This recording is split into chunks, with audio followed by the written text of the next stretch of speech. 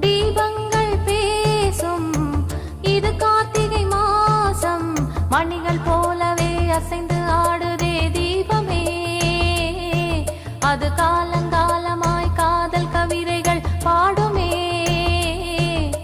முத்து முத்து விளக்கு முத்தத்துல இருக்கு, முத்து பொண்ணு சிரிச்சா வெக்கத்துல, பக்கத்துல நெருப்பா அத்தமாக இருக்கா, முத்தம் ஒண்ணு கொடுத்தா குத்தமில்ல.